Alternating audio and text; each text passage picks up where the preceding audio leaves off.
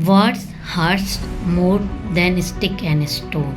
शब्दों की मार लाठी की मार से, पत्थरों की मार से ज़्यादा होती है। तो आइए इसे एक एग्जाम्पल के साथ समझते हैं। एक लड़का था रौनक, 15 साल का। वो बहुत ही ज़्यादा अपशब्दों का प्रयोग करता था।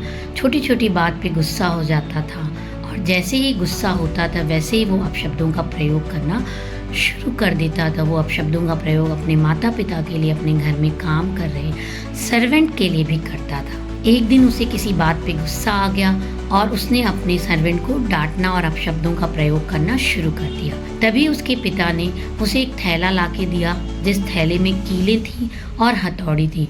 उसके पिता ने उसे समझाया कि जब भी तुम्हें गुस्सा आए तुम एक एक कील दीवार पे ठोकते चले जाना। एक दिन रौनक ने पिता से कहा कि पापा, मुझे कीले ठोकते ठोकते मेरा गुस्सा जो है वो ख़त्म हो गया है। पूरी दीवार में 40 कीलें जो हैं वो ठुक चुकी थी। तो उसके पिता ने फिर उसे समझाया कि ठीक है बेटा, अब जिन जिन बातों पे तुम खुश होते हो उन उन बातों पे जो है तुम एक एक कीलें निकालना शुरू कर दो। रौनक ने फिर पिता की बात मानी और जब जब वो खुश होना शुरू हुआ उसने दीवार से एक एक कील निकालना शुरू कर दिया। एक दिन ऐसा आया कि 40 की 40 कीलें दीवार से निकल चुकी थी। तो रौनक ने पापा से कहा, पापा देखो, मैंने पूरी दीवार की कीलें निकाल दी। उसके पापा ने कहा, हाँ बेटा, तुमने कीलें निकाल दी, लेकिन ज़रा दीवार को देखो। जो तुमने कीलें ठोक के 2 दाग बनाए थे कीलें निकालने के बाद, वो दाग तो अभी भी बने हुए हैं।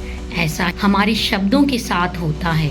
जब हम किसी के साथ अपशब्दों का प्रयोग करते हैं, उसके दिल को दुख पहुंचाते हैं, तो बाद में चाहे हम जितना भी उसे खुशी देने की कोशिश करें, वो दाग तो उसके दिल पे बने ही रह जाते हैं। इसीलिए मेरी आप सब से एक रिक्वेस्ट है कि जब भी आप किसी शब्दों का प्रयोग करें तो उसे 100 बार अपने मन में सोचें कि जो मैं शब्द का प्रयोग करने जा रहा हूँ वो दूसरे के दिल को किस तरह का महसूस करा सकती है।